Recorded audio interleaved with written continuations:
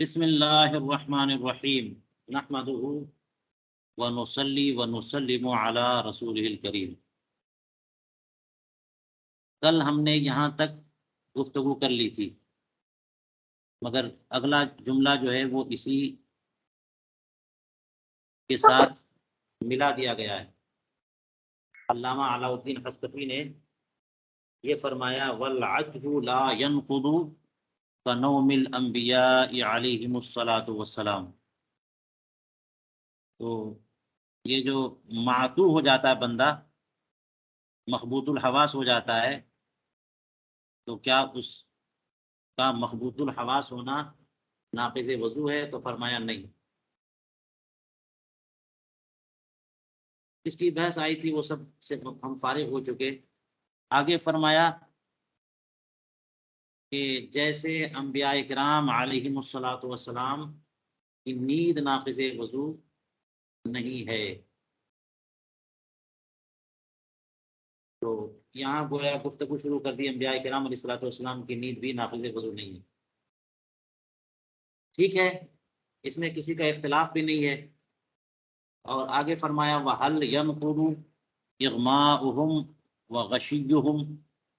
غشی اور غشی سب لغتیں ہیں، تو کیا انبیاء کرام علیہم الصلاۃ والسلام کا اغما اور غشی یہ ناقض وضو ہے؟ اغما بے ہوشی کو کہتے ہیں، غشی بھی بے ہوشی کی ہی ایک قسم ہے۔ تو کیا ان سے انبیاء کرام علیہم الصلاۃ والسلام کا وضو ٹوٹے گا؟ اور اصل میں بات یہ ہے کہ اغما کو مطلقاً ناقض وضو مانا گیا۔ یہاں دیکھیے وَيَنْقُضُ اغما، بے ہوشی بھی ناقض وضو ہے۔ جیسے نیند ناقض وضو ہے، تو جب نیند ناقض وضو ہے تو اس سے زیادہ تو آدمی کے حواس مختل ہو جاتے ہیں اغما اور غشی میں، تو اغما اور غشی بدرجہ اولا ناقض وضو ہوں گے۔ لیکن بات یہ ہے کہ عام لوگوں کی نیند ناقض وضو ہے، اغما اور غشی ناقض وضو ہے۔ انبیاء کرام علیہم الصلاۃ والسلام کی نیند ناقض وضو نہیں ہے، یہ متفق علیہ بات ہے۔ تو کیا ان کا اغما اور غشی یہ ناقض وضو ہے؟ ظاہر و کلام المبسوط نعم۔ علامہ سرخسی کی جو کتاب ہے المبسوط، اس کے کلام سے ظاہر تو یہ ہے کہ ہاں یہ ناقض وضو ہے جی۔ اس کا مطلب یہ ہوا کہ انبیاء کرام علیہ الصلاۃ والسلام کی نیند کا ناقض وضو نہ ہونا یہ تو صریح حدیث سے ثابت ہے کہ حضور کریم علیہ الصلاۃ والسلام خود ارشاد فرماتے ہیں کہ تنام و قلبی ولا ینام تنام عینی ولا ینام قلبی، سرکار فرماتے ہیں کہ میری آنکھیں سوتی ہیں اور دل جاگتا ہے۔ تو اس لیے حضور کریم علیہ الصلاۃ والسلام کے بارے میں ہے کہ فجر کی سنتیں پڑھ کر کے آرام فرماتے تھے، اور یہ جو آرام ہے یہ بہتر ہے، سب کو کرنا چاہیے تھوڑا سا۔ لیکن آرام کا مطلب یہ نہیں ہے کہ لوگ سو جائیں، سرکار کو نیند بھی آ جاتی تھی۔ تو ایک حدیث پاک میں ہے کہ ایک صحابی نے بیان کیا کہ حضور کریم علیہ السلام ایسا سو جاتے تھے کہ سونے کی آواز بھی سنائی دیتی تھی، سانسیں اس طرح چلتی۔ اور پھر اس کے بعد حضرت بلال رضی اللہ تعالیٰ عنہ آتے، جماعت کا وقت ہو جاتا تو سرکار کو بتاتے، سرکار اٹھ کے جاتے اور وضو نہ فرماتے۔ اس کا مطلب کیا ہوا کہ نیند سے وضو نہ ٹوٹا۔ تو اب سوال یہ ہے کہ اغما اور غشی سے کیا وضو ٹوٹے گا؟ مقصود کا کلام تو یہ سے ظاہر تو یہ ہو رہا ہے کہ ہاں، کیونکہ وہ جو حدیث پاک ہے صرف نیند کے بارے میں ہے، اور یہ بات طے ہے کہ جو احکام امت کے لیے ہوتے ہیں انبیاء بھی ان احکام میں شامل ہوتے ہیں۔ جو احکام تکلیف یا نماز، روزہ، زکوٰۃ، حج، یہ اور بات ہے کہ سبب نہ ہو، جیسے زکوٰۃ کا مسئلہ ہے، سبب کے ساتھ متعلق ہو تو وہ سبب پایا جائے تو حکم پایا جاتا ہے۔ مگر یہ سارے احکام جو امت کے ساتھ ہیں وہ انبیاء کرام کے لیے بھی ہیں۔ مگر یہ کہ کسی خاص حکم کا استثناء ہو. جی لہذا جو نواقض وضو ہوں گے امت کے لیے وہ سارے کے سارے نواقض وضو ہوں گے انبیاء کرام علیہ الصلوۃ والسلام کے لیے بھی. مگر یہ کہ استثناء نیند کا ہے تو استثناء نیند ہی کا رہے گا بس. اغما اور غشی کا استثناء نہیں ہے تو اس کا استثناء نہیں ہوگا. اب ہم یہاں پر دیکھیں گے کہ علامہ شامی کیا بولتے ہیں. انہوں نے تو علامہ حسکفی نے تو کہہ دیا کہ ہاں مقصود کی عبادت سے ظاہر ہوتا ہے کہ انبیاء کرام علیہ الصلوۃ والسلام کے اغما اور غشی سے ان کا وضو ٹوٹے گا. ہم دیکھیں گے سمجھیں گے کہ علامہ شامی کیا بول رہے ہیں. چلیے بات ہو گئی. آگے فرماتے ہیں وَيَنْقُضُ اغما بے ہوشی سے وضو ٹوٹتا ہے. وَمِنْهُ غشی یہ بھی غشی بھی جو ہے نا ایک بے ہوشی ہے. وہ جنون و سکر جنون بھی ناقض وضو ہے. سکر نشہ نشے میں ہو جانا یہ بھی ناقض وضو ہے. بِأَنْ يَدْخُلَ فِي مِشْيِهِ تَمَایُلٌ اس طور پر نشہ ہو کہ اس کی چال میں تمایل اور بہکنا آ جائے جھومنا آ جائے کہ چال جو ہے اس طرح اب چلنے لگے کہ اس کے پاؤں لڑکھڑا رہے ہیں ادھر ادھر ہو کر چل رہا ہے وہ. یہ ہے نشہ.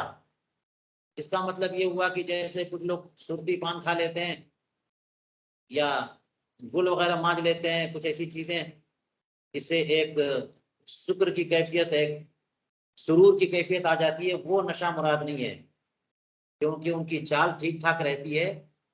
تو ایسے نشے سے نہیں بتایا کہ نشے سے وضو ٹوٹ جائے گا. ایسا نشہ جس میں چال بدل جائے. اب اس کو اپنی چال پہ کنٹرول نہیں ہے اس کا مطلب یہ ہوا کہ اپنے مفاصل پہ کنٹرول نہیں ہے. تو اس لیے جنون بھی ناقض وضو ہے اغما بھی ناقض وضو ہے سکر بھی ناقض وضو ہے.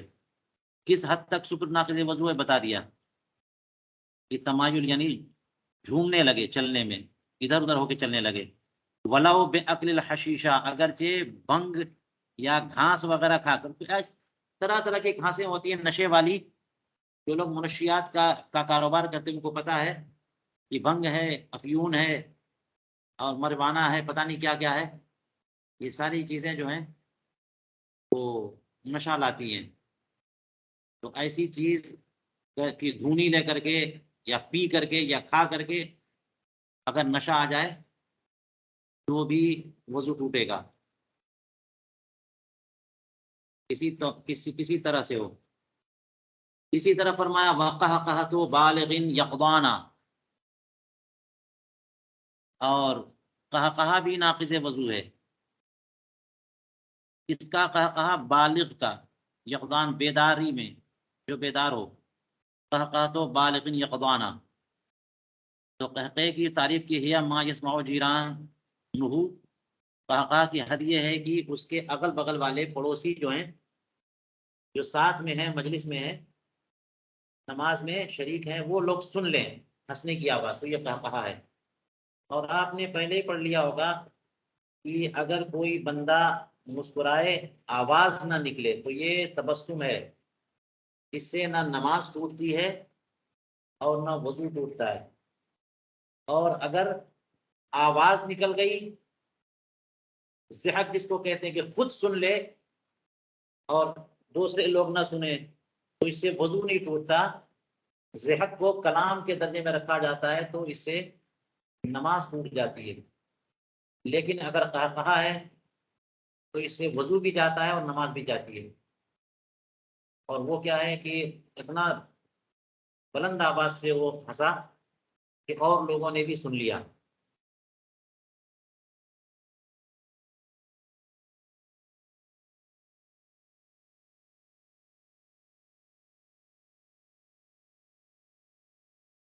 بالغ کی قید ہے لہذا بچے نے اگر قہقہا لگا دیا تو اس کا وضو نہیں ٹوٹے گا. اور بالغ میں ولو امرأۃ اگرچہ عورت ہی کیوں نہ ہو عورت بھی بالغ لفظ دونوں کو شامل ہے. سہون اگرچہ بھولے سے قہقہا لگا دیا بھولے سے ہی قہقہا لگا دیا تو عامت اور سہو سب شامل اس میں. قہقہا ناقض وضو ہے تو ناقض وضو رہے گا. یقظان بیداری کی حالت میں وہ بندہ بیدار تھا تو تڑکا لگایا، یہ نماز پڑھ رہا ہے اور بیدار ہے، وہ باتیں آپ نے پڑھ لی ہیں کہ بندہ اگر نماز میں اور سو رہا ہے تو ہر نیند تو ناقض وضو نہیں ہے، اگر حیات صلاۃ پہ ہے تو نیند ناقض وضو نہیں ہے، وہ سو بھی رہا ہے اور نماز بھی جاری اس کی ہے، لہٰذا فرمایا کہ نمازی بالغ اور بیدار ہو قہقہ لگا دے تو اس کا وضو ٹوٹ جائے گا۔ یہ دونوں قیدیں بالغ والی اور یقظان والی یہ قیود احترازیاں ہیں، اس کا حاصل یہ ہے فلا یبطل وضوء صبی، لہذا بالغ ہونا شرط ہے، اگر بندہ بالغ نہیں ہے، بچہ ہے، وہ نماز پڑھ رہا ہے اور نماز پڑھتے پڑھتے ہنس دیا تو اس کا وضو نہیں ٹوٹے گا۔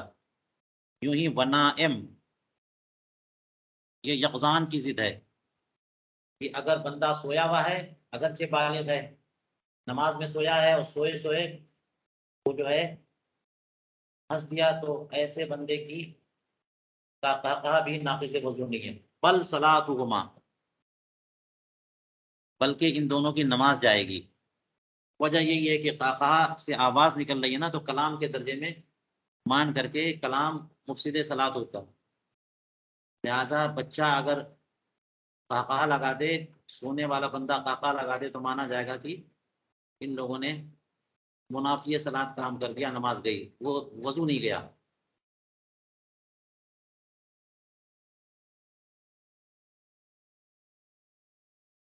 بہی یفتہ، اسی پر فتویٰ ہے، یعنی بچہ اور نائم اگر قہقہ لگا دے تو ان کا وضو نہیں ٹوٹے گا۔ یصلی یہ صفت ہے بالغ یقظان کی، وقہقہۃ بالغ یقظان یصلی، تو یہ سب جو ہے نا قیود اعتراضیاں ہیں۔ حالت نماز میں قہقہ، اگر خارج نماز قہقہ لگائے تو اس سے تھوڑی وضو ٹوٹے گا، وہی فرمایا نمازی نماز پڑھ رہا ہو، ولو حکمن، اگرچہ حکمن ہی نماز میں ہو، جیسے بانی ہوتا ہے۔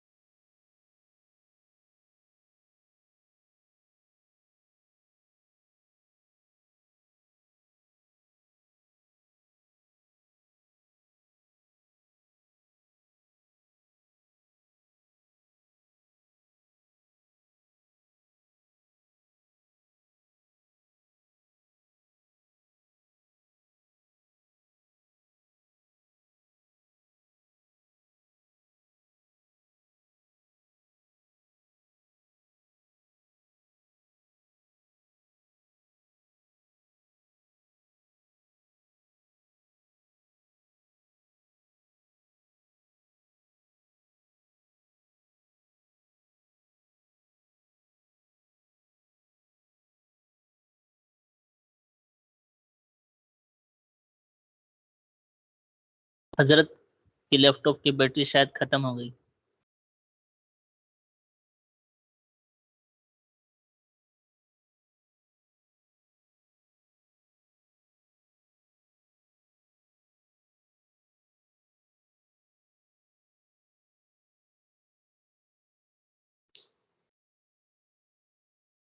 کہاں جا رہے ہیں؟ کون کپڑا؟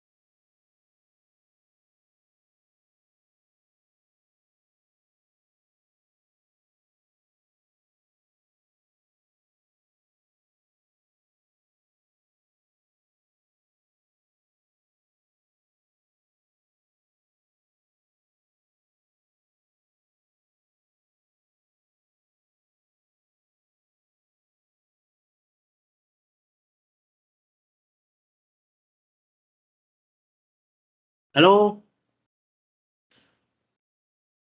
جی حضور آواز آ رہی ہے. میرا لیپ ٹاپ ڈسچارج ہو گیا تھا. جی حضور.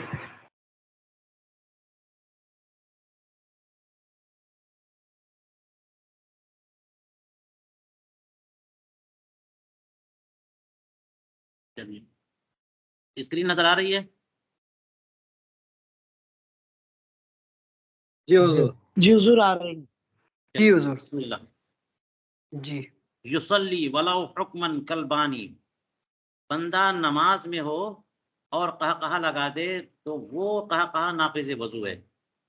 تو نماز میں ہونا اگرچہ حقیقتاً نہ ہو حکمن ہی صحیح. حقیقتاً کا مطلب یہ ہوا کہ ابھی وہ نماز پڑھ رہا ہے، رکوع سجود قیام وغیرہ میں ہے. حکمن کا مطلب یہ انہوں نے کل بانی کہہ کر کے حکمن کی وضاحت کر دی. بانی کو جانتے ہیں نا، بنا کرنے والا. جسے کسی کا وضو ٹوٹ گیا، مسئلہ بنا پتہ ہوگا آپ کو، بندہ نماز میں تھا اور خون نکل آیا یا ہوا خارج ہو گئی، اب وہ حکم اس کو یہ ہے کہ وہ جائے فوراً اس جگہ سے اور وضو کر کے واپس آئے، اور جہاں امام کو پایا یا جہاں نماز چھوڑی وہیں سے بنا کر لے. تو یہ پورا آنا جانا وضو کرنا یہ اگرچہ عمل کثیر ہے، اس کے لیے عذر ہے، اور یہ پورے دورانیے میں وہ نماز میں مانا جاتا ہے. نماز اس کی رک گئی ہے لیکن نمازی کی حالت میں ہے، وہ نماز سے خارج نہیں ہے. لہذا اس دوران وہ کوئی عمل منافی صلاۃ نہیں کر سکتا. بانی بنا کرنے والا، بنا کرنے والا منافی صلاۃ کوئی عمل نہیں کر سکتا. ٹھیک ہے، کوئی عمل منافی صلاۃ کرے گا تو اب اس کی نماز ختم ہو جائے گی. وہ جا رہا ہے وضو کرنے، اتنے اقدام جو ہیں، اتنا چلنا، یہ حرکت کثیرہ اور عمل کثیر ہے، لیکن اس کی اجازت ہے اسے. اور اگر انحراف عن القبلہ بھی ہو رہا ہے، پیچھے کو وضو خانہ ہے تو قبلے سے مڑ کے جا رہا ہے، یہ بھی منافی صلاۃ ہے، اس کی بھی اجازت ہے. اس کے بغیر وہ کیسے وضو کر سکتا ہے؟ لیکن بات کر لینا، سلام کرنا، سلام کا جواب دینا، یا ایک جگہ وضو کرنے کی ہے اس کو چھوڑ کر کے اور آگے جائے، تو غیر ضروری طور پر کوئی کام منافی صلاۃ کرے گا تو اب اس کی نماز ختم ہو جائے گی اور اب وہ بنا نہیں کر سکتا. اب اس کو اثر نو نماز شروع کرنی پڑے گی. تو بانی جو ہے وہ حقیقتاً وہ نماز تو نہیں پڑھ رہا ہے، بلکہ وہ تو چل رہا ہے، وضو کر رہا ہے، لیکن حکماً وہ نماز میں ہے. اس لیے حکماً بھی کوئی بندہ نماز میں ہے اور قہقہا لگا دے گا تو اس کا وضو ٹوٹ جائے گا. تو لہٰذا یہی بندہ اس کا جو نماز میں تھا وضو ٹوٹ گیا وہ وضو کر کے آ رہا تھا ادھر سے کہ کچھ دیکھ کر کے وہ قہقہا لگا دیا اس نے، تو اس قہقہا سے اس کا وضو ٹوٹ جائے گا. بے طہارت صغریٰ، نماز کیسے پڑھ رہا ہے؟ طہارت صغریٰ سے، اگرچہ تیمم ہی صحیح، یعنی طہارت صغریٰ سے مراد وضو کر کے، مستقل وضو یا مستقل تیمم کر کے. یہ کہنے کی ضرورت اس لیے پیش آئی کہ فرماتے ہیں فلا یبطل وضوء من وضوء فی ضمن الغسل، غسل کے ضمن میں جو وضو ہو جاتا ہے وہ وضو باطل نہیں ہوگا. فرض کیجئے کوئی بندہ ہے، اس نے غسل کیا، غسل سے پہلے وضو کرنا بھی سنت ہے نا، یہ نہیں کیا اس نے، ڈائریکٹ جو ہے نا غسل کیا، پورے بدن پہ پانی ڈال لیا، تو اس غسل کے ضمن میں وضو تو ہو جاتا ہے، نماز پڑھ سکتا ہے. اب اس نماز میں قہقہا لگایا اس نے تو اس سے یہ ضمنی وضو نہیں ٹوٹے گا، جو مستقل وضو ہوتا ہے وہ ٹوٹے گا. لیکن یہ جو مسئلہ ہے نا ولا یبطل وضوء فی ضمن الغسل، یہ مختلف بھی ہو سکتا ہے. اسی لیے آگے کہتے ہیں لیکن رجح فی الخانیہ والفتح والنہر النقض، ان تینوں کتابوں میں اس صورت میں بھی نقض کو ہی ترجیح دی گئی ہے کہ ضمنی وضو بھی ٹوٹے گا، عقوبۃ لہ، اس کے لیے سزا کے طور پہ، وعلیہ الجمہور کما فی الذخائر الاشرفیہ. نماز پڑھ رہا ہے صلاۃً کاملۃً، کون سی نماز؟ پوری نماز، یعنی ذات رکوع و سجود والی. لہٰذا جو نماز نہیں ہے جیسے نماز جنازہ، تو نماز کامل تو نہیں ہے وہ، اس میں کسی نے قہقہ لگا دیا تو وضو نہیں ٹوٹے گا. ولو عند السلام عمدن، اگرچہ سلام کے وقت ہی اس نے قہقہ لگایا، یعنی سلام سے متصل، سلام سے پہلے، عمدن اگرچہ جان بوجھ کر قہقہ لگایا، تب بھی اس کا وضو ٹوٹے گا. فإنها تبطل الوضوء لا الصلاۃ، یہ قہقہ وضو کو تو توڑ دے گا، نماز کو نہیں توڑے گا. یعنی عند السلام قہقہ عمدن، عند السلام یعنی قعدہ اخیرہ میں بیٹھ چکا، التحیات پڑھ چکا، تو سارا کام ہو چکا، سارے ارکان ادا ہو چکے، اب کچھ باقی نہیں رہا سوائے ایک کام کے کہ وہ سے سلام پھیرنا ہے، فروض پہ سنئی ہی ہے، تو جان بوجھ کر کے وہ قہقہ لگا رہا ہے فروض پہ سنئی کی نیت سے.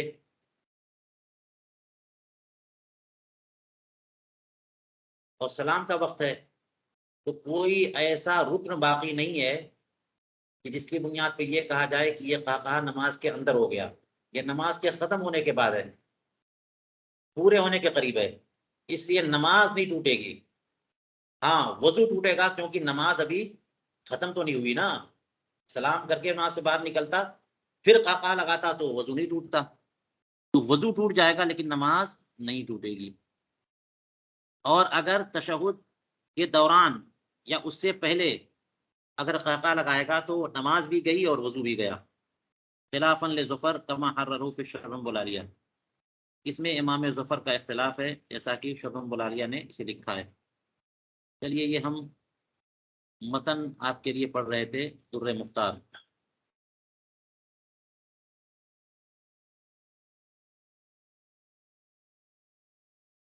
انبیاء کرام علیہ الصلوۃ والسلام کی نیند کے بارے میں دیکھیے علامہ شامی کیا فرماتے. کنوم الانبیاء، البحر میں فرمایا صرح فی القنیہ بانہ من خصوصیات علیہ الصلوۃ والسلام، سرکار کی خصوصیت سے.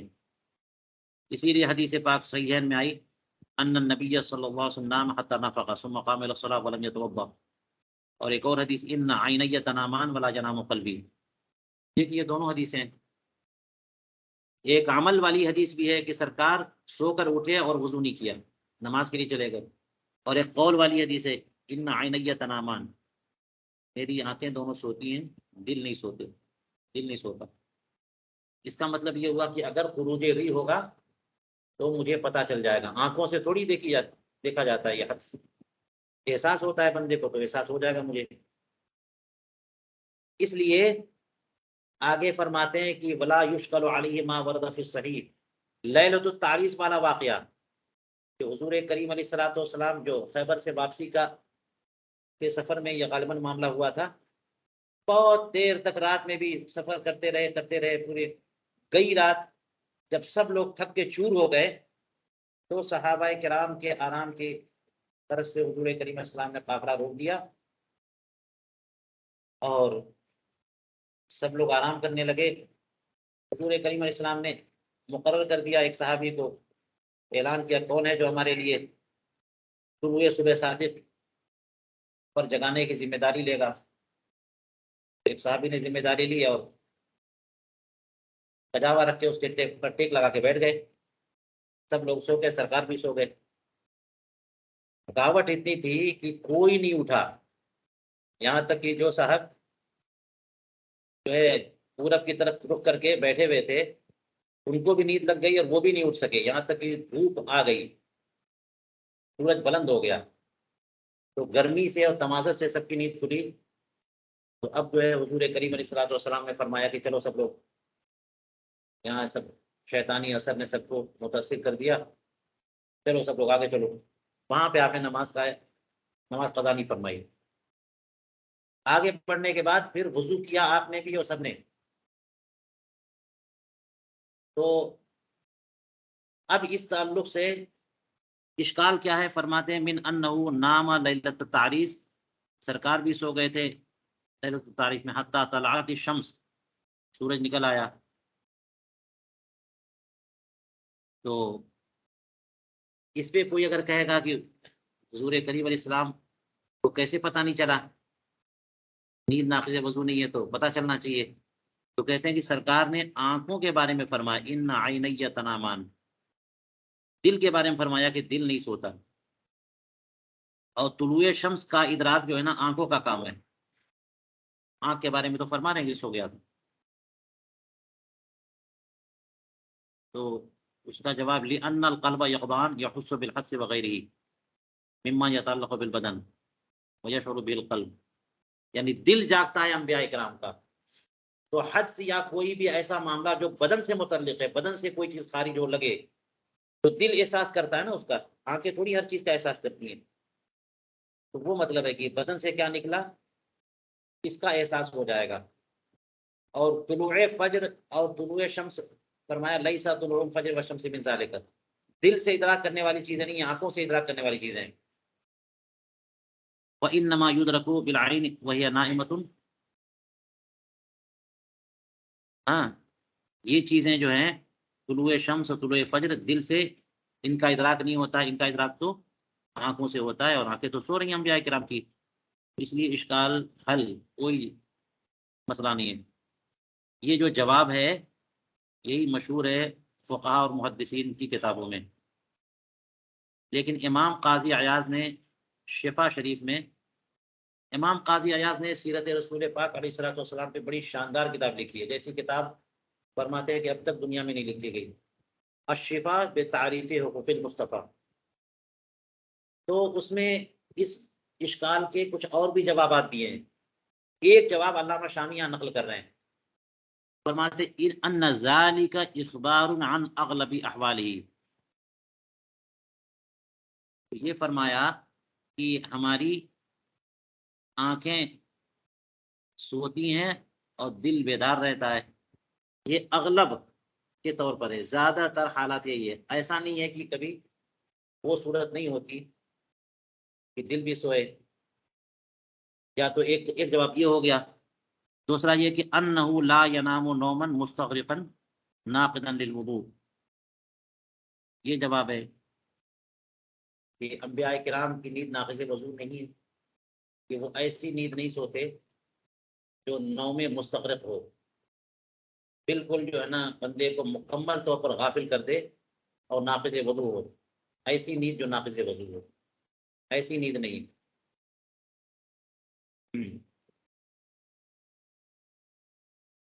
اس کا مطلب کیا ہوا کہ کبھی آپ سو گئے تو وہ سونا ناقض وضو آپ کے لیے نہیں ہے، لیکن دیگر نواقض وضو وہ نواقض وضو ہیں، تو ہو سکتا ہے کوئی ناقض وضو پایا گیا ہو.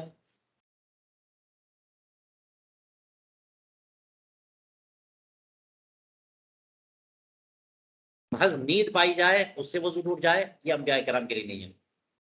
یہ بھی جواب ہے.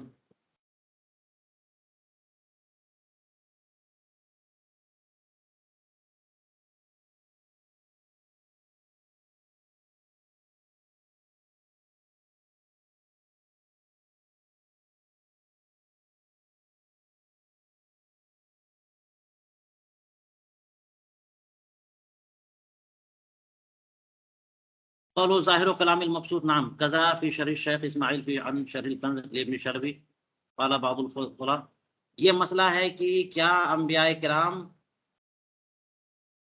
کا اغما اور غشی بے ہوشی وہ ناقض وضو ہے؟ تو انہوں نے تو فرما دیا کہ ہاں، مبسوط کی عبارت سے یہی لگتا ہے.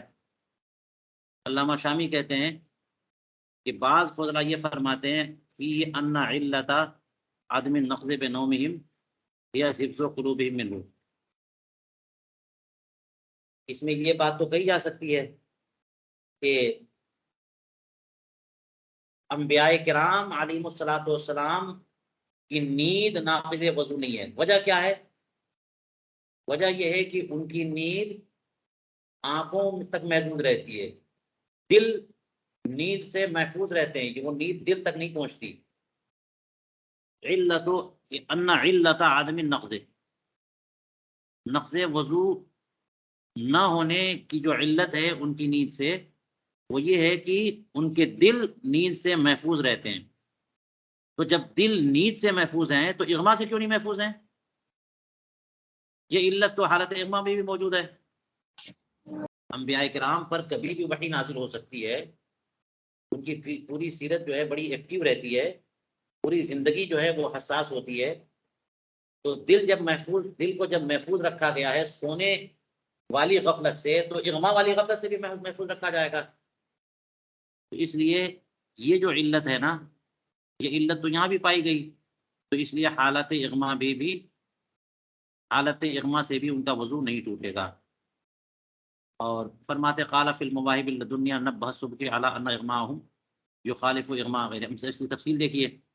علامہ سبکی نے تنبیہ فرمائی ہے کہ انبیاء کرام علیہم الصلوۃ والسلام کا اغما اور لوگوں کے اغما سے مختلف ہے۔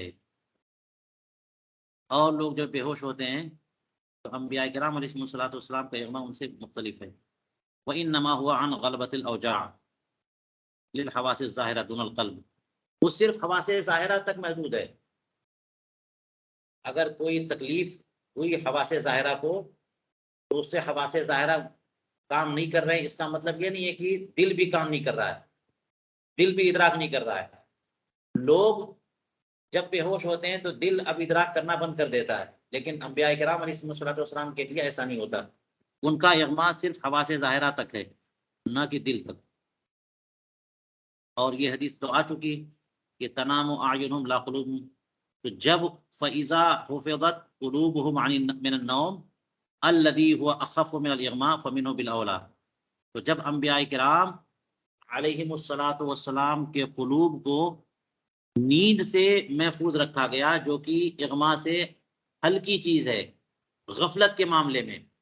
اغما میں تو پوری غفلت ہو جاتی ہے، اغما میں تو پورا آپریشن چیر پھاڑ کر دیتے ہیں لوگ، سرجن لوگ، پتہ نہیں چلتا۔ سونے والے کو ذرا چیر پھاڑ کر کے دکھائیں۔ تو اغما جو ہے وہ شدید ترین چیز ہے غفلت میں، اور نیند اس سے ہلکی چیز ہے۔ تو جب ہلکی چیز سے بچایا گیا انبیاء کرام کے قلوب کو، تو اس سے اثقل چیز سے کیوں نہیں بچایا جائے گا؟ فمنہ بالاولی، ابن عبد الرزاق۔ کوئی ثانی میں ہے کہ لا نقضى من الانبیاء علیہم الصلوۃ والسلام، تو اس ثانی نے تو یہ لکھ دیا کہ انبیاء کرام علیہم الصلوۃ والسلام کی طرف سے کوئی ناقض وضو ہے ہی نہیں۔ یہ تو اجماع کے خلاف ہے، مطلب کوئی اس پر پتہ نہیں ہے کہاں سے کہا انہوں نے۔ ومقتضاہ التعمیم فی کل النواقض، اس کا مقتضا اور حاصل یہ ہے کہ تمام نواقض میں کو عام ہے، یہ خروج ریح، خروج بول و براز، یہ سب کچھ ناقض وضو نہیں ہے۔ اعلیٰ حضرت امام علیہ سنت نے اس سلسلے میں جلد الممتار میں فرمایا ہے کہ انبیاء کرام کے لیے جو نواقض حقیقی ہیں، امت کے لیے وہ نواقض حقیقی انبیاء کرام کے لیے بھی ہیں۔ اور اس نے فرمایا کہ جو خروج نجاست ہے، بدن سے نکلنا، پیشاب، پاخانہ، خون وغیرہ، اس سے امت کے کا وضو ٹوٹ جاتا ہے خروج نجاست کی بنیاد پر، اور انبیاء کرام علیہ الصلوۃ والسلام کے لیے بھی وضو ٹوٹ جاتا ہے اسی بنیاد پر۔ لیکن اعلیٰ حضرت فرماتے ہیں کہ اس لیے نہیں کہ وہ نجاست ہے سب کے حق میں، بلکہ وہ اس لیے کہ وہ نجاست ہے ان کے حق میں۔ تو بول و براز اور یہ فضلات جو ہوتے ہیں وہ انبیاء کرام علیہ الصلوۃ والسلام کے، یہ پاک ہوتے ہیں، طاہر ہیں، امت کے لیے طاہر ہیں، امت کے حق میں طاہر ہے، پاک ہے، ناپاک نہیں ہے۔ اس لیے خروج نجاست یہ وجہ نہیں ہے، بلکہ بات یہ ہے کہ یہ خود ان کے حق میں، کیونکہ ان کے مقامات بڑے بلند و بالا ہیں، تو انہوں نے جو غذا کھائی اور اس سے جو تحلیل ہو کر کے جو فضلہ بنا، تو وہ ان کے مقام اور منصب اور شان اور رتبے کے منافی ہے، اس لیے وہ ان کے حق میں نجس ہے، امت کے حق میں نجس نہیں ہے۔ اس لیے ان کا وضو ان تمام چیزوں سے ٹوٹتا ہے جس سے جو نواقض حقیقیہ ہیں۔ لیکن جو نواقض حکمیہ ہیں، نواقض حکمیہ ہیں جیسے یہ سب کے سب نواقض حکمیہ ہیں، نیند، اغما، جنون، سکر، معاذ اللہ، اللہ تبارک و تعالیٰ نے جنون سے انہیں بچا کر رکھا ہے، سکر سے بچایا ہوا ہے۔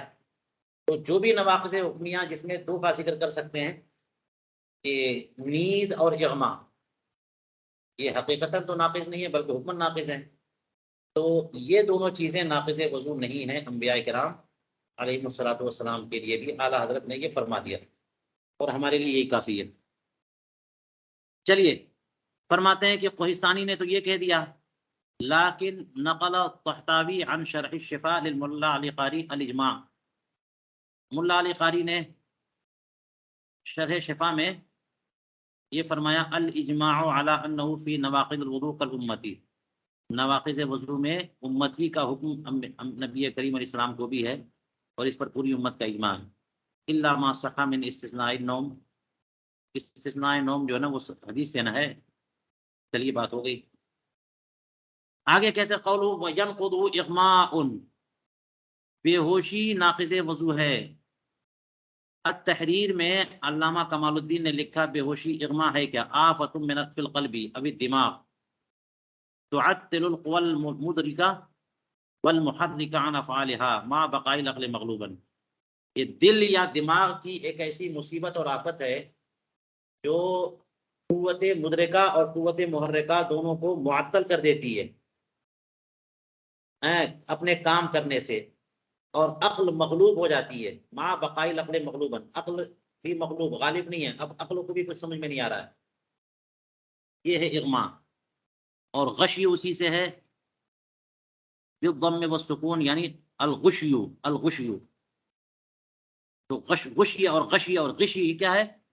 تعطل القوى المحرکہ والحساسہ لضعف القلب من الجوع او غیرہ، تھوڑا سا مختلف ہے۔ غشی جو ہے یہ ایک ایسی آفت ہے جو قوت محرکہ اور قوت حساسہ، یہاں پہ قوت مدرکہ نہیں کہہ رہے ہیں، مدرکہ قوت جو ہے نا کام کرنا بند کر دیتی ہے اغما میں، لیکن غشی میں وہ کام کرتی رہتی ہے، قوت محرکہ اور قوت حساسہ یہ معطل ہو جاتی ہے، بھوک یا اس جیسی کوئی چیز کے غلبے کے سبب جو دل کمزور ہو جاتا ہے اس وجہ سے۔ کوہستانی کی تعریف ہے، شرح الوابانیہ میں اضافہ ہے یوں بفتح وسکون وسکون وبکسرتین مع تشدید الیاء، تو اگر فتح اور سکون ہو تو اس کا مطلب اس کو پڑھیں گے غشیون، اور ضم اور سکون ہو تو غشیون، اور فتحہ اور سکون ہو تو غشیون، اور دونوں بکسرتین مع تشدید الیاء تو غشیون، غشیون مع الغشی۔ علامہ شامی کہتے ہیں وَكَوْنُ نوعا من الاغماء موافق لما فی القاموس وحدود المتکلمین، سوال ہے غشی کے بارے میں کہ کیا غشی اغما کی ہی ایک نوع ہے یا بالکل الگ سی کوئی چیز ہے، وہی حکم ہے یا الگ حکم ہے؟ تو اس میں اختلاف ہو گیا، لغت کے اعتبار سے غشی اور اغما الگ الگ نہیں ہے، دونوں ایک ہی ہے جی، اور یہ اسی کی ایک قسم ہے، تو اغما کا لفظ اس پہ بھی صادق آئے گا، کون نوع من الاغما، یہ لغت میں کے موافق ہے، یوں ہی متکلمین نے جو تعریف کی ہے اس کے اعتبار سے غش اور اغما ایک ہی چیز ہے، اسی کی نوع ہے، لیکن یہ تو بات علماء لغت اور متکلمین کی ہے، فقہا اور اصولیین اس کو پسند نہیں کریں گے، فقہا اور اطباء۔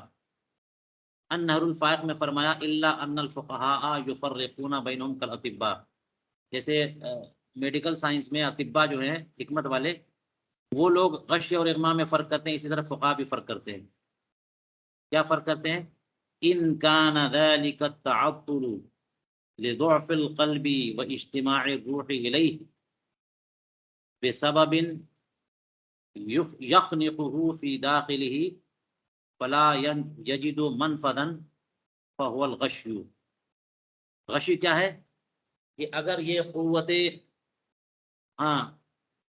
حساسہ اور قوت محرکہ کا تعطل جو ہے یہ دل کے کمزور ہونے کی وجہ سے ہے، اور روح وہیں جا کر کے جمع ہو گئی ہے، ہر طرف کام نہیں کر پا رہی ہے، اس وجہ سے ہے، اور یہ ضعف قلب کس وجہ سے؟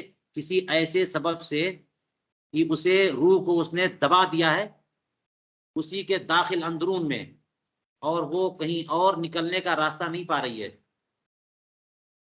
تو یہ غشی ہے۔ وَإِن لِامْتِلَاءِ بُطُونِ الدِّمَاغِ مِنْ بَلْغَمٍ فَهُوَ الْإِغْمَاءُ، اور اگر اس سبب یہ نہیں ہے بلکہ سبب یہ ہو کہ دماغ کا جو بطن ہے، جو دماغ کا اندرون ہے، وہ بلغم جیسی کسی چیز سے بھر جائے کہ اب دماغ کسی چیز کا ادراک بھی نہیں کر رہا ہے، اور جو کرنٹ بھیجنا ہوتا ہے پورے اجزائے حساسہ کی طرف وہ کرنٹ بھی نہیں بھیج پا رہا ہے، تو قوى المدرکہ اور حساسہ یہ سب کام کرنا بند کر دیا بلغم کے جمع ہونے کی وجہ سے، تو یہ اغماء ہے۔ طب میں اسے اور دیکھنا چاہیے تشریح سے۔ چلیے کہتے ہیں ثم لما كان سلب الاختیار فی الاغماء اشد من النوم كان ناقضا، نیند ناقض وضو ہے نا، تو فرماتے ہیں کہ جب اغماء میں اختیار کا سلب کر لیا جانا اغماء میں نیند سے بڑھ کر ہے، تو اغماء تو ناقض وضو ہوگا، اعلیٰ ای حیت کانا، چاہے جس حیت پر بھی بندہ بے ہوش ہو جائے، برخلاف نیند کے کہ نیند جو ہے وہ ناقض وضو تبھی ہے جب خاص حیت پر نہ ہو، تب اس کی تفصیل آپ پڑھ چکے ہیں۔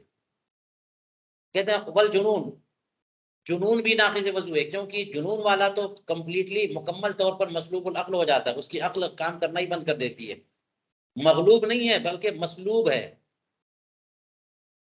برخلاف اغماء کے فإنه مغلوب العقل ہے۔ اور چونکہ اغماء، جنون، یہ سب مطلقاً فرمایا نا، اغماء مطبق اور جنون کامل یہ سب نہیں کہا، اس سے سمجھ میں آیا کہ ان القلیل من کل منہما، تھوڑا بھی جنون ہو، تھوڑی دیر کے لیے بھی اغماء ہو، ناقض وضو ہے، لأنه فوق النوم مسترجعا، چت لیٹ کر کے سونے سے پڑھ کر ہے۔ یہ سکر بھی ناقض وضو ہے۔ سکر کیا ہے؟ حالت تعرض للانسان من امتلاء دماغه من الابخرة المتصاعدة من الخمر ونحوه، یہ ایک ایسی حالت کا نام ہے جو انسان کو عارض ہوتی ہے شراب یا اس جیسی کوئی نشے والی چیز سے، جو بخارات اٹھتے ہیں، اٹھ کر کے وہ دماغ تک پہنچتے ہیں تو دماغ اس سے بھر جاتا ہے، اور اس کے بھر جانے کی وجہ سے یہ ایک خاص کیفیت عارض ہوتی ہے، اسی کو نشہ کہتے ہیں۔ فَيَتَعَطَّلُ مَعَهُ الْعَقْلُ، عقل ممیز جو ہے معطل ہو جاتی ہے، تمیز کرنا بند کر، عقل ہے تو لیکن تمیز کرنا بند کر دیا اس نے برے اور اچھے معاملات کے درمیان۔ اس کا حوالہ ہے یہ برجندی۔ اب فرمایا کہ سکر کی صفت بیان کی ہے نا، وہ سکر بِأَنْ يَدْخُلَ فِي مَشْيِ التَّمَایُّل، اصل میں سکر کی تعریف میں امام صاحب اور صاحبین کا اختلاف ہے، اس لیے یہ قید بڑھانی پڑی۔ کہتے ہیں وَاخْتُلِفَ فِي حَدِّهِ هُنَا وَفِي الْأَيْمَانِ وَالْحُدُودِ، ایمان و حدود، اور یہاں سے مراد عبادات میں اور ایمان و حدود میں سکر کی تعریف کیا ہے، اس میں اختلاف ہے۔ امام صاحب فرماتے ہیں انه سرور یزیل العقل فلا یعرف به السماء من الارض ولا الطول من العرض، ایسی زائل ہو گئی عقل کہ اب کچھ بھی سمجھ نہیں آ رہا، نہ وہ آسمان کو سمجھ رہا ہے، نہ زمین کو، نہ لمبے کو، نہ چوڑے کو، کچھ بھی سمجھ میں نہیں آ رہا، سب مختلف۔ تو نشہ ایسا ہو گیا ہے، ایسی فرحت و سرور سے مل گئے کہ عقل زائل ہو گئی، اب آسمان زمین کچھ سمجھ میں، یہ ہے سکر۔ تو اگر کچھ بھی سمجھ میں نہیں آ رہا تو اسے خطاب کیوں کہا جا رہا ہے، اور کیوں اس کا وضو ٹوٹ رہا ہے، اور اس کی طلاق بھی فرمایا گیا، طلاق بھی پڑتی ہے اس کی، تو مکلف کیوں ہے؟ پھر مکلف بھی نہیں ہونا چاہیے۔ تو فرماتے ہیں کہ فوتب زجرا لہو، سمجھ میں کچھ بھی نہیں آ رہا ہے، لیکن بعد میں جب افاقہ ہوگا تب تو سمجھ میں آئے گا، تو زجر و توبیخ مقصد ہے، اس لیے اس سے خطاب کیا گیا کہ وہ ان اسباب کو استعمال نہ کرے جن اسباب سے اس کی یہ حالت ہوئی ہے۔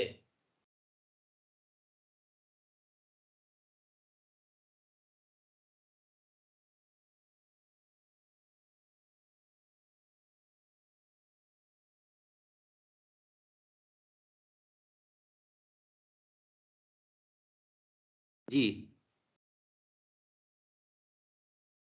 وقالا، اور صاحبین فرماتے ہیں، یہ تو امام صاحب کی تعریف تھی نا، صاحبین شکر کے بارے میں فرماتے ہیں بل یغلب علیہ، امام صاحب نے فرمایا تھا یزیل العقل، شکر وہ ہے جو عقل کو زائل کر دے کہ کچھ اب سمجھ میں نہیں آ رہا۔ صاحبین فرماتے کہ نہیں، اتنی حد نہیں ہے، عقل مغلوب ہو جائے، یغلب علیہ فیہزی فی اکثر کلامی، تو بیکار کی بات کرنے لگے، یاوا گوئی اور بکواس، الٹی سیدھی باتیں ہونے لگے، اس کی زبان سے نکلنے لگے، زیادہ تر کلام کا اکثر حصہ جو ہے نا بےہودہ گوئی اور بکواس اور غیر یعنی لا یعنی باتیں کرے، بہکی بہکی باتیں کرنے لگ گیا زیادہ تر۔ ولا شک انہ اذا وصل الى هذه الحالة فقد دخل في مشیته اختلال، اور شک نہیں ہے کہ جب اس حالت کو پہنچے گا کہ بہکی بہکی باتیں کرنے لگ گیا تو اس کی چال میں اختلال اور خلط تو آ ہی جائے گا۔ تو یہ قید جو بڑھائی ہے یہ صاحبین ہی کی تعریف پر، والتقید بالاکثر، یہ اکثر کلامی فی اکثر کلامی فرمایا نا، یہ اکثر کی قید کیوں؟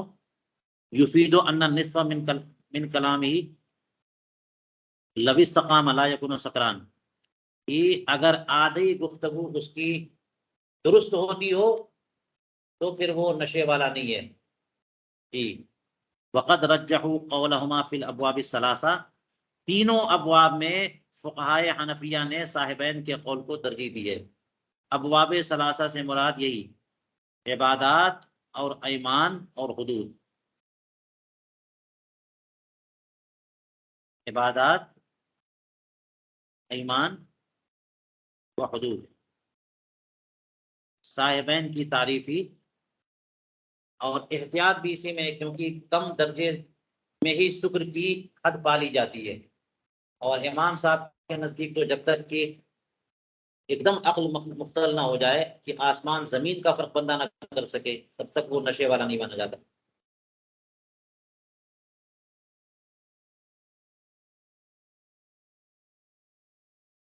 قال فی حدود الفتح، دیکھیے اب یہ کہنے کہ ان حضرات نے صاحبین کے قول کو تینوں مقامات پہ ترجیح دی ہے، تو فتح القدیر کی کتاب الحدود میں علامہ کمال الدین نے فرمایا ہے، دیکھ لیجئے، وَأَكْثَرُ الْمَشَائِخِ عَلَىٰ قَوْلِهِمَا، ہو گیا نا کہ ہمارے حنفیہ نے صاحبین کے قول کو ترجیح دی ہے، وَاخْتَارُهُ لِلْفَتْوَىٰ، مجتبہ کے نواقض میں بیان فرمائے الصحیح قولهما، ٹھیک ہے۔ لہٰذا امام صاحب کی جو تعریف تھی، فرمایا فلا یشترط فی حدہ ان یصل الی ان لا یعرف الارض من السماء، اس حد تک پہنچ جائے کہ زمین و آسمان کا پتہ نہ چلے، یہ شرط نہیں ہے مفتابہ قول پر سکران کے لیے، وضو ٹوٹنے کے لیے۔ ولو باکل الحشیشہ، اگرچہ گھاس کھانے سے، یہاں پر النہر الفائق نے ایک بحث ذکر کی ہے، واستدل له بما فی شرح الوہبانیہ، شرح وہبانیہ میں جو مسئلہ بیان ہوا اس سے استدلال بھی کیا، من انہم حکموا بوقوع طلاقہ، کہ اگر کوئی افیون، بھنگ، چرس کھا پی کر کے یا شراب پی کر کے نشے میں آ گیا اور اس نشے میں اس نے طلاق دے دی تو طلاق پڑے گی۔ حکموا بوقوع طلاقہ اذا سکر منہا، کیوں؟ زجرن لہو، اس کی سپورٹ تھوڑی کی جائے گی کہ جناب نشے میں ہو گئے اور تم نے طلاق دے دی تو طلاق نہیں پڑے گی، تو پھر وہ نشہ کرتا ہی رہے گا، طلاق پڑ جائے تاکہ آئندہ جو ہے نا وہ اس سے احتیاط کرے، زجر و توبیخ کے طور پر۔ قال الشیخ اسماعیل ولا یخفى ان قول البرجندی من الخمر ونحوه شامل له، یہ جو فرمایا باکل الحشیشہ، علامہ برجندی کی تعریف یہاں پہ شامل کی، داخل کی تھی نا انہوں نے،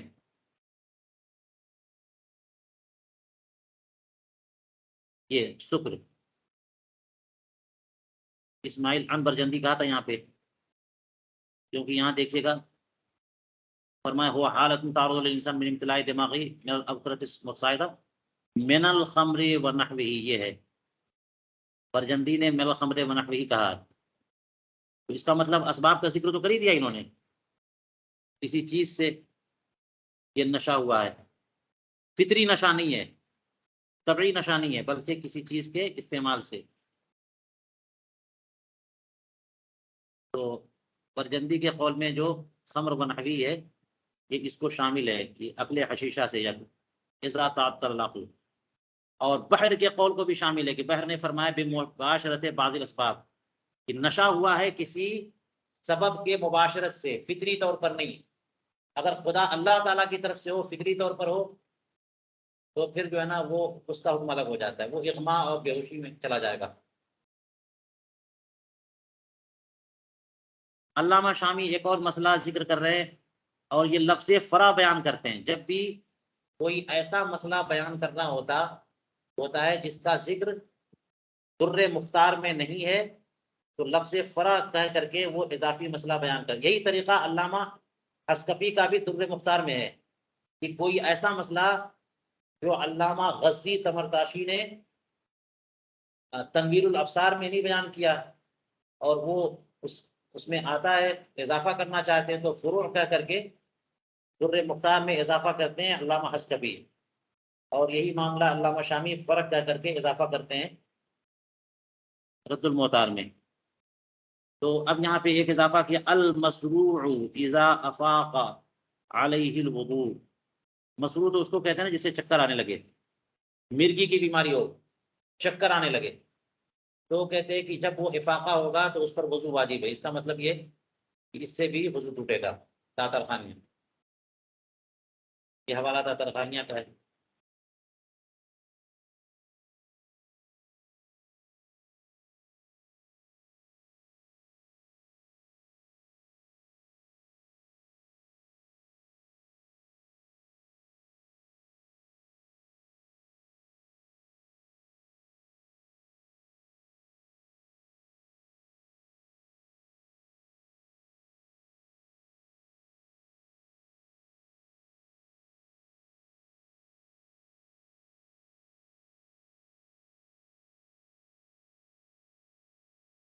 چلیے لمبی گفتگو ہے، تھوڑا سا پڑھتے ہیں تو روک دیں گے انشاءاللہ۔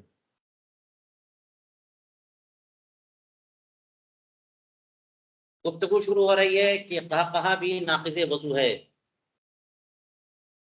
قہقہہ بھی ناقض وضو ہے، تو اس کی بہت ساری قیود ہے جس کا تذکرہ بھی ہم نے در مختار میں کر دیا۔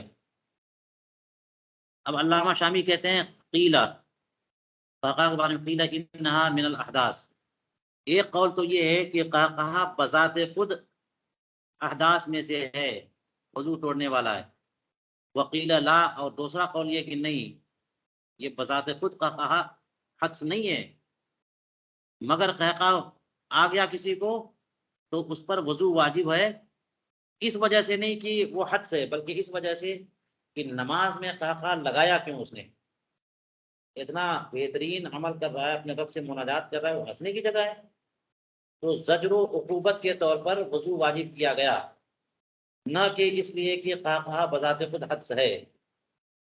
چلیے یہ جو دو قول آ گئے ہیں، اس کا ثمرہ اختلاف کیا نکلے گا؟ فرماتے ہیں فائدۃ الخلاف فی مس المصحف، یعنی اس کا مطلب یہ ہوا کہ جو لوگ یہ کہتے ہیں کہ قہقہہ بذات خود حدث نہیں ہے، لیکن کوئی بندہ ایسا ہے کہ نماز میں قہقہہ اسے آ گیا تو اسے وضو کرنا پڑے گا، تو جو لوگ یہ کہتے ہیں کہ اس کا وضو ٹوٹا نہیں ہے، حدث نہیں ہے، لیکن اس پر وضو کرنا واجب ہے، تو بالفرض اگر وہ اس کے بعد وضو اس نے نہ کیا اور اس کے بعد وہ قرآن پاک چھونا چاہے تو کیا چھو سکتا ہے کہ نہیں؟ کیونکہ قرآن چھونے کے لیے وضو چاہیے، اور وہ قہقہہ حدث تھا نہیں تو اس کا وضو ٹوٹا نہیں، تو جو لوگ یہ کہتے ہیں کہ وہ حدث نہیں ہے، ان کے نزدیک اس قہقہے کے بعد قرآن چھونا جائز ہے، اور جو لوگ یہ کہتے ہیں کہ نہیں وہ حدث ہے، اس کا مطلب وضو گیا اور وہ قرآن نہیں چھو سکتا جب تک کہ دوبارہ وضو نہ کر لے. وہی کہنا فائدۃ الخلاف فی مس المصحف یجوز علی الثانی، دوسرے قول کی بنیاد پر تو جائز ہوگا، جس میں یہ کہا گیا قیل لا، تو مس مصحف جائز ہوگا کیونکہ حد ہوا نہیں. پہلے قول کی بنیاد پر مس مصحف نہیں کر سکتا، کما فی المعراج قال فی النہر وَيَنْبَغِي أَنْ يَظْهُرَ أَيْضًا فِي كِتَابَةِ الْقُرْآنِ. صرف مس مصحف میں ثمرہ اختلاف ظاہر نہیں ہوگا، قرآن پاک کی کتابت میں بھی، کیونکہ ایک گناہ آیت کریمہ سے مساج تو ہو رہا ہے. جی رہا مسئلہ فرماتے اما حل الطواف بهذا الوضوء فيه تردد، رہا طواف کا اسی وضو سے حلال ہونا، اس میں معاملہ متردد ہوگا، یہ جزم مشکل اس میں ہے. وجہ یہ ہے کہ طواف کو حدیث پاک نے نماز سے ملحق قرار دیا ہے. طواف کا حکم نماز کا حکم ہے. الطواف بالبیت صلاۃ فرمایا ہے، اور اسی سے ہمارے ائمہ حنفیہ نے فرمایا کہ طواف کے لیے بھی وضو ضروری ہے، شرط نہیں ہے مگر وضو ہے ضروری. تو طواف نماز کے حکم میں ہے، تو نماز کے لیے تو کہتے ہیں کہ وہ وضو ختم. تو اس کا مطلب یہ ہوا جو ایک قول آیا تھا کہ مس مصحف کے معاملے میں ختم نہیں، لیکن جو چیز نماز سے ملحق ہو اور وہ ہے طواف، تو جب یہ کہا وضو کو ختم کر رہا ہے نماز کے حق میں، تو طواف کے حق میں بھی ختم، کیونکہ طواف نماز سے ملحق ہے. جی اس طور پر کہتے ہیں کہ یہ اسی وضو سے طواف نہیں ہو سکتا. اور دوسرا قول یہ ہے کہ وہ جو گفتگو ہے وہ تو نماز کے بارے میں ہے نا، اور طواف نماز تو نہیں ہے، اس لیے اسی وضو سے جو ہے طواف ہو جائے گا. کوئی پہلو کنفرم نہیں ہے، اسی لیے فرمایا وَأَمَّا حِلُّ الطَّوَافِ بِهَذَا الْوُضُوءِ فَفِيهِ تَرَدُّدٌ وَإِلْحَاقُ الطَّوَافِ بِالصَّلَاةِ يُوزِنُ بِأَنَّهُ لَا يَجُوزُ. طواف کو نماز سے جو ملحق کر دیا گیا ہے ایک حدیث پاک میں، وہ یہ بتاتا ہے وہ الحاق کہ انہ لا یجوز، یہ کہا جب ہو گیا تو نماز جس طرح نہیں پڑھ سکتے اسی طرح طواف بھی نہیں کر سکتے. اور البحر الرائق میں ترجیح دی ہے قول ثانی کو.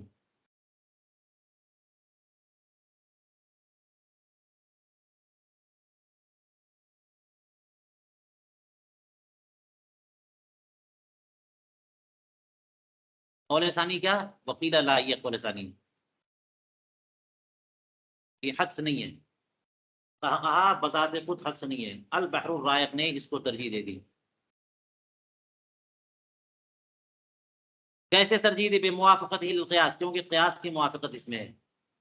لأن قیاس کیا ہے؟ لأنها لیست خارجا نجسا بل ہی صوت کالکلام والبکا، کیونکہ قہقہا کوئی نجس چیز تو نہیں ہے نا جو بدن سے خارج ہو رہی ہو، تو وضو تو ٹوٹتا ہے کسی نجاست کے خروج سے، اور یہاں کسی نجاست کا خروج نہیں ہوا، قہقہا صرف ہوا، صرف آواز نکلی ہے. بل ہی صوت، بلکہ یہ تو صوت ہے، تو وضو کیسے ٹوٹ سکتا ہے اگر قیاس سے جوڑے تو؟ یہ تو آواز ہے، جیسے کلام اور بکا، اور کلام اور بکا سے نماز ٹوٹتی ہے، وضو تو نہیں ٹوٹتا نا. کوئی بندہ نماز میں بات کرنے لگے یا بلا سبب چلا چلا کے رونے لگے، نماز اس کی گئی، وضو نہیں گیا. تو کہا بھی اس اعتبار سے یہی ہونا چاہیے کہ یہ بذات خود حدس نہیں ہے، لہذا زجرن اسے وضو کرنے کا حکم دیا گیا.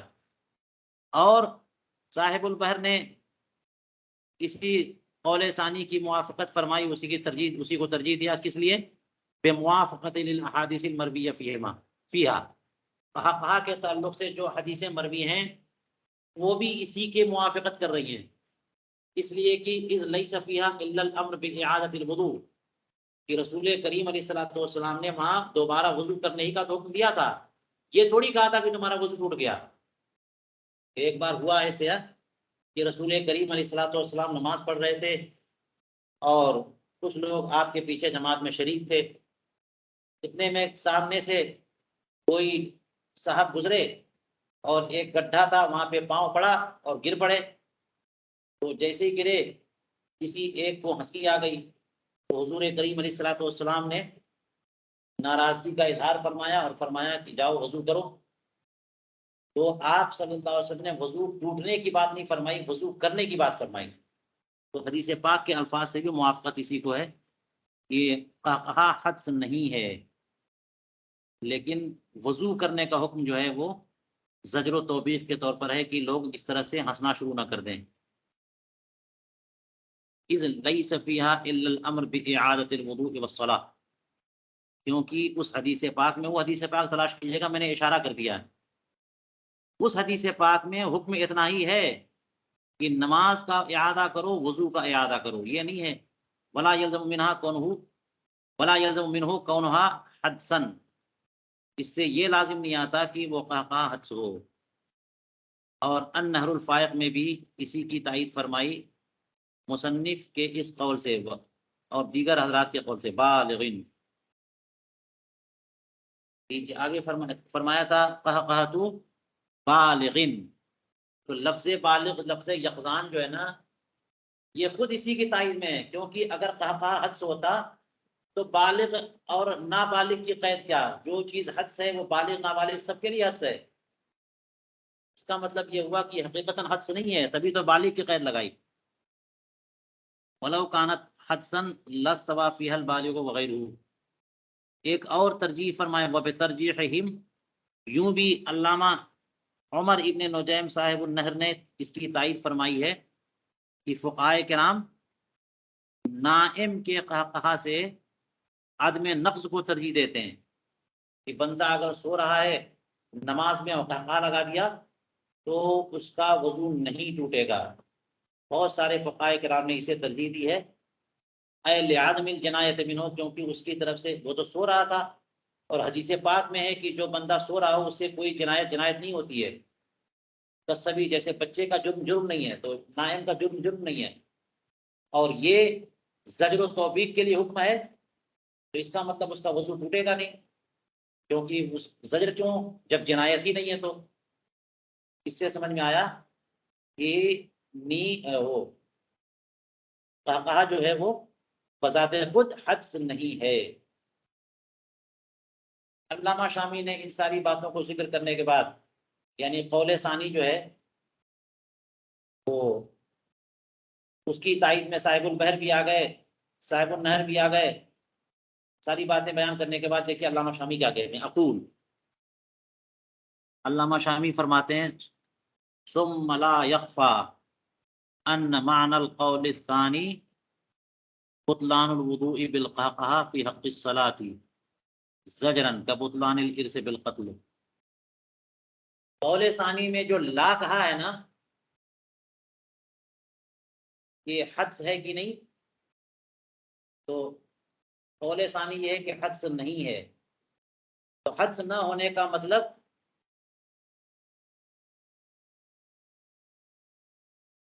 حدس نہ ہونے کا مطلب یہ نہیں ہے کہ اس کا وضو نہیں ٹوٹا۔ لا يخفى ان معنى القول الثاني بطلان الوضوء بالقہقہہ فی حق الصلاة، قول ثانی کا مطلب یہ ہے کہ قہقہہ سے وضو اس کا ٹوٹ چکا، نماز کے حق میں حدس نہیں ہے، یعنی اصلاً قہقہہ حدس نہیں ہے، لیکن حق صلاۃ میں وضو ٹوٹ گیا، زجرن، بطور زجر یہ کہا جائے گا کہ اس کا وضو حق صلاۃ میں ٹوٹ گیا، بالکل ایسے ہی جیسے کہ قتل سے ارث باطل ہو جاتا ہے، کہ اگر وارث نے مورث کو قتل کر دیا تو وہ محروم ہو جاتا ہے، تو وہ وارثین میں تو ہے، وہ اولاد تو ہے، یا جس درجے کا وارث ہے لیکن ترکہ نہیں پائے گا، اس کی ارث باطل ہے۔ تو ایسے ہی معاملہ یہاں ہے کہ قہقہہ بذات خود حدس نہیں ہے، لیکن حق صلاۃ میں وضو ٹوٹ گیا۔ وَإِن لَّمْ يَبْطُلْ فِي حَقِّ غَيْرِهَا، اگرچہ وضو نہیں باطل ہوا حق صلاۃ کے علاوہ دیگر حقوق میں، لعدم الحدس، کیونکہ بذات خود حدس نہیں ہے، حدس ہوتا تو ہر اعتبار سے وضو ٹوٹ جاتا، حدس نہیں ہے تو زجرن یہ فرما دیا گیا کہ تمہارا وضو نماز کے حق میں ٹوٹ گیا، دیگر حقوق میں نہیں ٹوٹا۔ ولیس معنہ ان الوضوء لم یبطل، یہی مطلب ہے وضو ٹوٹا اس کا۔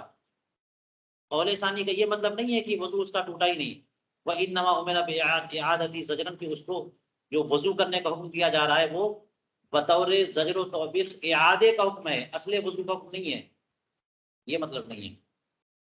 حتیٰ یریدا، یہاں تک کہ اگر یہ اعتراض وارد ہو انہ یلزم ہو انہ لو صلی بھی صحت الصلاۃ مع الحرمۃ ووجوب الاعادۃ، کہ اگر وہ قہقہا لگانے کے بعد وضو نہ کرتا اور اسی طرح سے اپنی نماز جاری رکھتا تو پھر نماز درست ہونی چاہیے تھی، نماز یہ حرام تھی مگر نماز صحیح ہو جانی چاہیے اور اعادہ واجب ہونا چاہیے۔ فَيَكُونُ مُخَالِفًا لِأَصْلِ مذہب، تو یہ اصل مذہب کے مخالف ہو جائے گی بات، کیونکہ ساری جو ہے نا سارے ائمہ حنفیہ اور اصل مذہب حنفی یہی ہے کہ قہقہا سے نماز ٹوٹ جاتی ہے، قہقہا سے نماز ٹوٹ جاتی ہے۔ اگر یہ بات نہیں ہوتی اور یہ بات ہوتی کہ وضو نہیں ٹوٹا اور زجرن اسے وضو کرنے کو حکم دیا، اگر وہ وضو نہ کرتا تو نماز صحیح ہونی چاہیے اور حرام ہونی چاہیے، ناجائز ہونی چاہیے، لیکن نماز ہو جانی چاہیے۔ تو اس سے سمجھ میں آیا کہ قول ثانی یہ نہیں ہے کہ اس کا وضو ٹوٹا ہی نہیں، وضو باقی ہے، بلکہ قول ثانی یہ ہے کہ وہ حدث نہیں ہے لیکن اس کا وضو ٹوٹ گیا۔ ففہم کر کے اور انہوں نے سوچنے کے طریقے کھول دیے۔